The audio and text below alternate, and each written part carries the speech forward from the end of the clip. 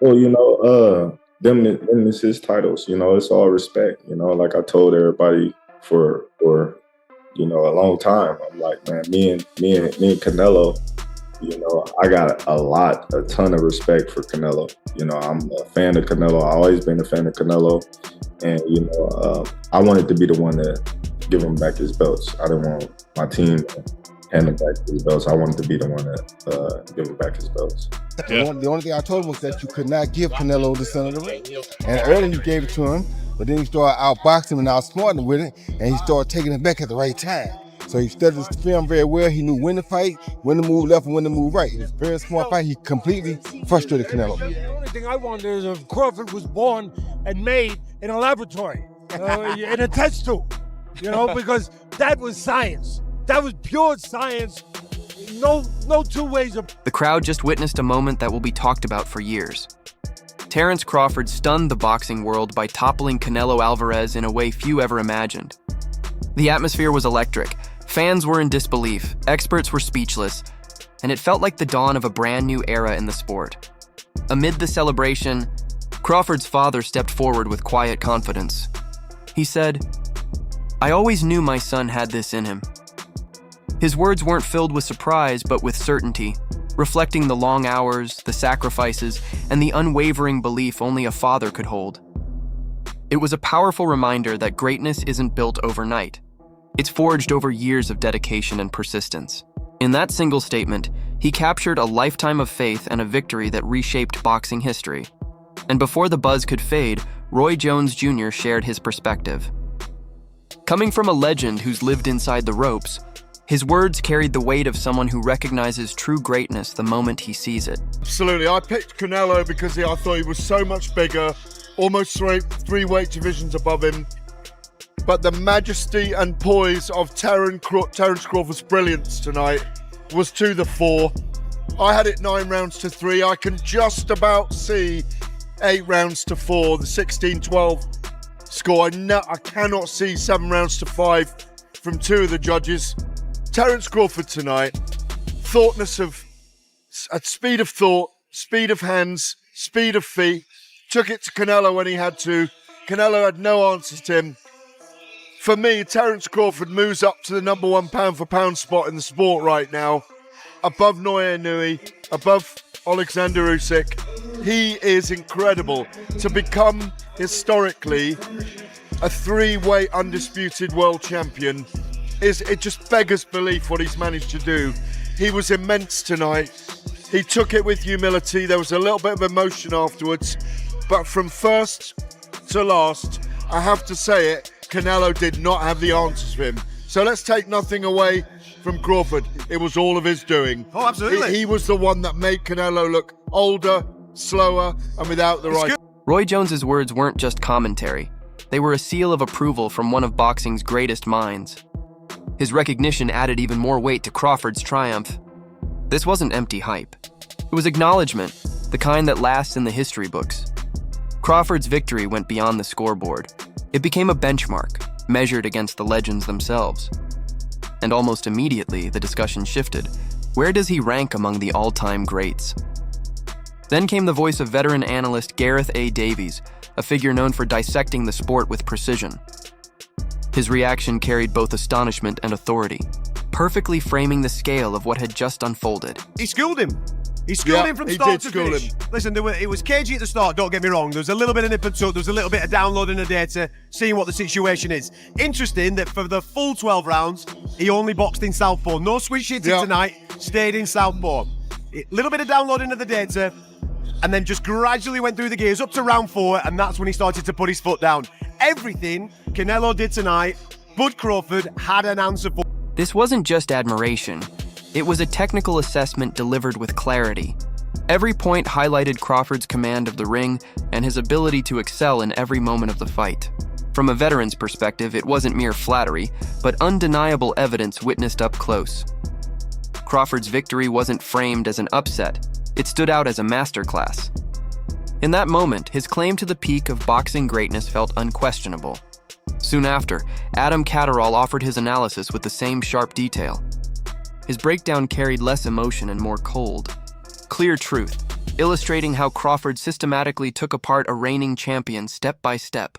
Not only that, if you go back and watch the previews that we did throughout the course of the week, we said that this is a game of IQ. There's going to be movement within the fight. You're going to have to answer different types of questions and bring different types of game plan. Crawford did that. He was able to do it backwards. He was able to do it forwards. He could trade in the pocket, catch the stuff, and then counter.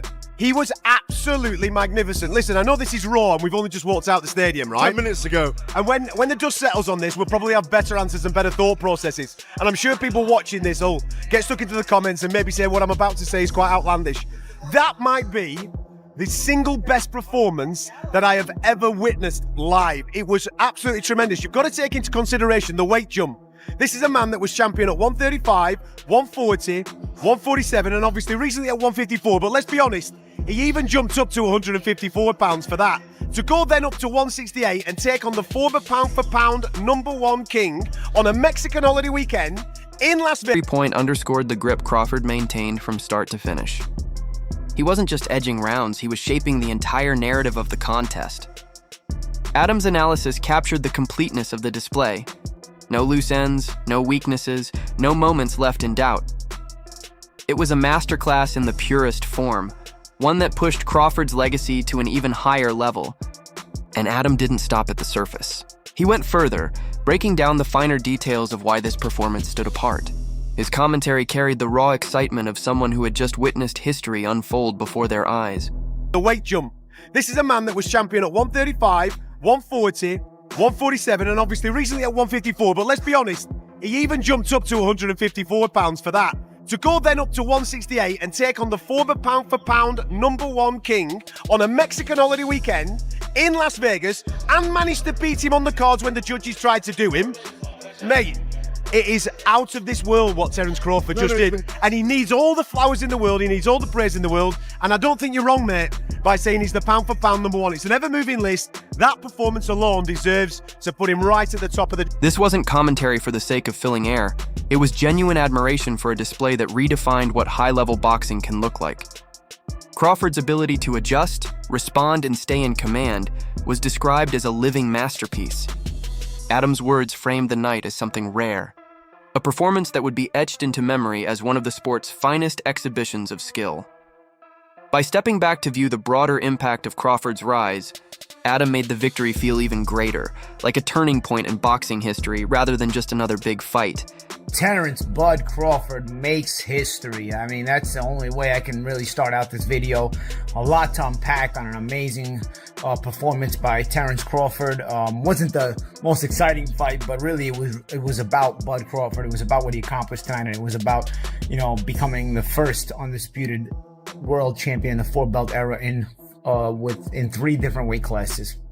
Really, and the way he did it, and the class that he showed all throughout the preparation, and just flawless. I mean, Terence Crawford has had an amazing career against a lot of very good fighters and world-class fighters, and honestly has barely lost a... He reminded the audience of Crawford's leap up in weight, the stacked odds, and the fact that it all unfolded on boxing's biggest stage of the year. This wasn't simply about defeating Canelo.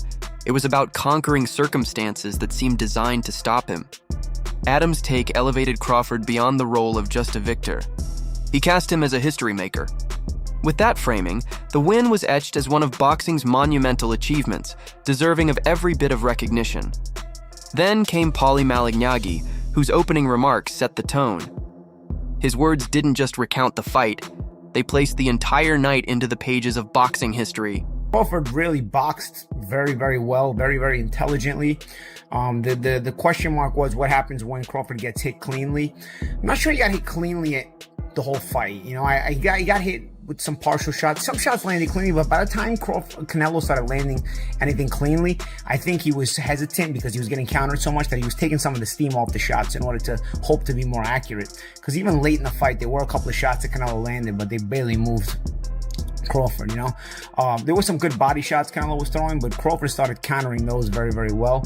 I think the key point started coming once after the first round. Crawford shifted a lot and moved a lot. I wanted to just kind of see where Canelo's power was at. He caught a couple of shots on the gloves, and I think there came a point in the first 1 or 2 rounds where Crawford said, this guy's not as strong as I thought, because he started seeing Crawford hold his ground more and more, and he started seeing Crawford, you know, doing a lot of catching and He drew attention to what truly mattered: Crawford's accomplishment and the calm, professional way he carried himself. It wasn't about theatrics or showmanship, but about pure control and authority.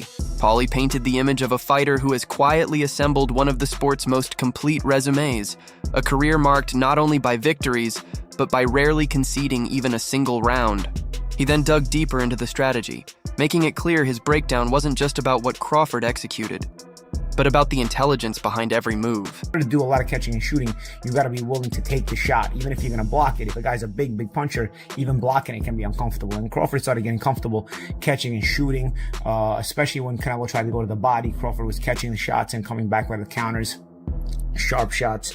Crawford never loaded up, but he was sharp the whole night. Sharp with the jabs, sharp with the counters, some well-placed body shots as well. Canelo landed here and there. I thought Canelo got really frustrated. I felt that headbutt was a little bit more than accidental, to tell you the truth. When he cut Crawford, I thought that was a little bit more of frustration, because the headbutt may have been accidental, but then you saw Canelo kind of dig his head in Crawford's face. So I thought there was some frustration from Canelo's perspective, because he ran out of answers. Every adjustment and counter revealed a fighter completely in command. Paulie emphasized how, even when Canelo searched for openings, Crawford neutralized the threat with impeccable timing and precise execution. It was a showcase of boxing intelligence at its peak. According to him, Crawford didn't merely endure the fight, he actively controlled and broke down his opponent from the opening bell. Paulie then highlighted Crawford's sharpness, illustrating how his dominance began to frustrate and unsettle Canelo throughout the bout. Anytime Canelo has been down in his career, he has not shown an ability to both make an adjustment nor go for it and put his balls on the line. Not saying he's got no heart. Obviously, Canelo's been a very good fighter. I'm just saying there's a reason why the Mexican greats all have criticism for this guy. You know, Marquez, Morales, Barrera, and he's done disrespectful things to them, like not getting, like block their credentials from his fights and things of that nature, not let them cover fights. This is what they're talking about, dude. Every time this guy is behind, every time this guy needs to put his balls on the line, he just cruises to a decision loss and is content to do it. And then afterwards says, Viva Mexico, cabrones, and his groupies just appease him and clap. These guys come from a different cloth. You know, the Mexican machismo of the old school greats in Mexican boxing is a different level. Not everyone is expected to live up to it, but the Mexican fighters themselves that did live up to it, they expect the new ones to live up to it. So when they don't, naturally they're going to express that. And of course, there's been some criticism from those kind of guys. And I'm not saying Canelo hasn't done some really good things, guys. It's not that. You can criticize a guy and still say he's been a good fighter and all this other stuff. But I think tonight, once again, showed his The picture was unmistakable. Crawford landing precise shots with perfect timing, not relying on sheer power, but on discipline and strategy. Paulie highlighted how Canelo, running out of options, began resorting to rougher tactics that only revealed his growing frustration. Meanwhile, Crawford remained calm and collected, turning every exchange into a statement of dominance. Paulie didn't hold back in assessing Canelo's composure under pressure. His analysis was honest, direct and grounded in the reality of what unfolded in the ring. Boxing masterclass from Terence Crawford. Canelo tried everything, kept coming forward, kept throwing, but as soon as he got him where he wanted him, Terence just got out of trouble and was landing shots as he did it. Unbelievable. The difference in the ring was evident. Crawford rose to the occasion when it mattered most, while Canelo appeared to struggle to keep up. Paulie's insights highlighted the fine line between true greatness and simply coasting on past achievements. In the final analysis, Crawford's determination and skill stood out, while Canelo's vulnerabilities were exposed. Then John Fisher weighed in, offering his no-nonsense take. Brief but impactful, his words added further perspective to the fight's significance. I think there was a golfing class there, and I don't know whether Canelo will be able to gap that at his age in life. So, listen, two great warriors, two great champions. Honor to be here. Fisher emphasized just how dominant the night had been. Crawford didn't merely secure a victory, He dictated the pace with composure and precision. His comments highlighted the clear skill gap between the fighters, showing that this was a display of mastery, not luck. He went on to offer a follow-up analysis, balancing respect for both competitors while still underscoring Crawford's extraordinary performance. I thought Crawford, every round he came out and started that round with the first 20, 30 seconds and made an impression on the judges. And that not only makes an impression on the judges, it sets the tone to the other fighter. They end up in a psychological state where they think they've got to go and chase the rest of the round. And I just think, I was waiting for that turn, what Canelo does, round 6, round 7, to turn the tide of the fight, like he did against Billy Joe or Caleb Plant, but it never happened. And even though Crawford's two weight classes down from him, he didn't look like that. He looked like he was in complete control. Fisher highlighted how sometimes the gap in skill between fighters is simply too wide to overcome. For Canelo, factors like age and timing may have made the challenge nearly insurmountable. Yet he didn't diminish the contest itself. He recognized it as a clash of two champions giving their all. His analysis captured both the brilliance of Crawford's performance and the resilience of a warrior who fought valiantly, but fell short.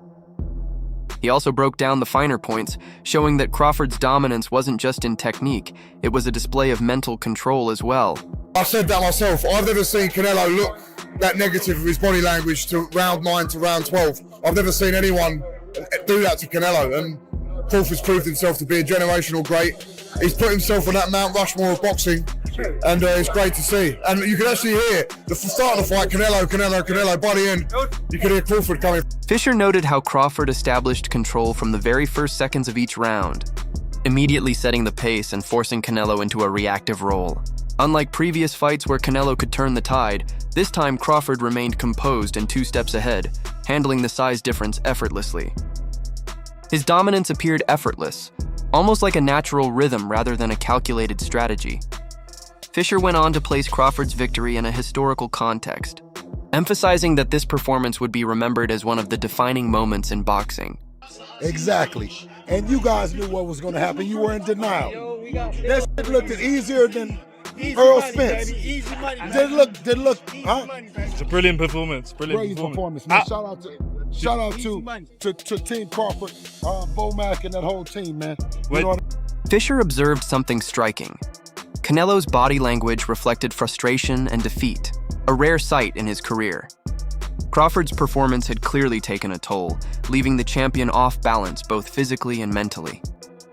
Johnny emphasized that this fight elevated Crawford into the realm of all-time greats, marking him as a generational talent in boxing history.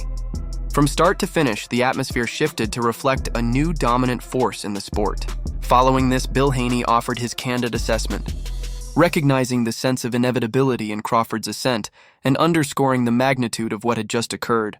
A year out of the ring. I think it was like 13 some odd months out of the ring, okay? Yeah, really? Yeah. 2 weight classes. Think about that. Yep. He had surgery early at the beginning of the year. Surgery on the shoulder surgery, right? Not sure which one. And to come in here and to put on that type of performance against Canelo that actually is coming off a performance, right? You expected Canelo to be sharp. He was sharp. However, what Crawford did was he took the air out of the ball. Yep. He used this. That's what boxing is about, people. It's about this. Strategy. That's what he had. He used his feet. He understood Canelo every single movement. That's why Canelo couldn't land any shots on him. He knew what was coming. He knew that the looping right hand was going to come from the southpaw position. So what did he do? Hold the phone. He knew that the hook to the body was going to come. What did he do? Block, and he shot up with... Bill Haney didn't mince words, cutting straight to the heart of the performance. In his view, this was more than a win. It was a display of total control executed with apparent ease. He acknowledged Crawford's skill, but also highlighted the effort and preparation of his entire team. Haney's comments balanced admiration with realism, showing respect for the craft behind the victory. He later summed up his thoughts simply but powerfully. He deserves his place for sure. The brevity of the statement carried weight, emphasizing Crawford's earned status among boxing's elite. It wasn't hype, it was a clear recognition from someone who understands true greatness. Following that, Tim Bradley added his perspective, lending the insight of a former champion. His reflections carried authority and experience, offering yet another lens on a fight that had already reshaped Crawford's legacy. His great assets that we don't hear about enough. One of those things that are not so easily as immeasurable on paper, but it's eyes, vision, Focus. yeah, we know the physical ones we talk about and we understand so easily. Speed, power, quickness, legs, all that stuff. But eyes, the radar. This guy's got infrared. I said it yesterday when I was doing a thing with Stephen A. They said, what's the biggest difference? I said, the biggest difference, remember the first time you were watching TV, regular TV, and the first time you saw 3D? You say, whoa, Yeah. 3D, Yeah. wow, that's different. That's better. That's this guy. He's 3D. The other guy's old-fashioned black and white TV. And I'm not knocking him. I know the Mexican fans. I love you guys, by the way. And here come the arrows. You better duck. I'm not knocking him. I'm just saying, Crawford's, like he said, he's a generational talent. He's better. He's different. Not just because of athleticism, because of physical things. Tim Bradley emphasized that Crawford's mastery went beyond physical ability. It was a mental game as well. His timing, strategy, and anticipation transformed the bout into a tactical chess match, one that Crawford controlled from start to finish. Bradley highlighted the subtle aspects: footwork, counters, and the way Crawford read Canelo's movements as if the fight were an open book. This performance demonstrated not only skill but also top-tier boxing intelligence. It showed that Crawford didn't just compete, he anticipated, outmaneuvered, and outclassed one of the sport's best. Following that, Teddy Atlas shared his perspective, combining his signature passion with keen insight. His commentary went beyond technical breakdowns, illustrating the qualities that make Crawford a truly exceptional fighter. When I set my sights on doing something and I know what I'm capable of, it's not like a surprise to me. It's a surprise to y'all because y'all didn't believe me, but for me, I knew I could do it and I believed that I could do it. I just needed the opportunity. Teddy Atlas highlighted the subtle qualities that separate a great fighter from the rest, those intangibles that can't be seen on a scorecard. He described Crawford as someone who reads the ring with an almost uncanny awareness, moving and reacting in ways that feel superhuman. According to Atlas, true greatness isn't just about speed or power, it's about vision, instinct, and split-second decision-making. He framed Crawford as a once-in-a-generation talent, a fighter performing on a level few have ever reached. Afterward, Crawford spoke, his tone calm yet resolute. It carried the quiet confidence of a man who had just affirmed what he had long believed about his own abilities. We already know, we knew Crawford is a great fighter, and I did what I supposed to do, right? I tried for every way, and I trained really hard, and he deserved all the credit. No, I tried my best tonight, and I just cannot figure out the style. Thanks for watching this video. If you enjoyed it, make sure to hit the like button, subscribe to the channel for more amazing boxing content, and turn on the notification bell so you never miss an update.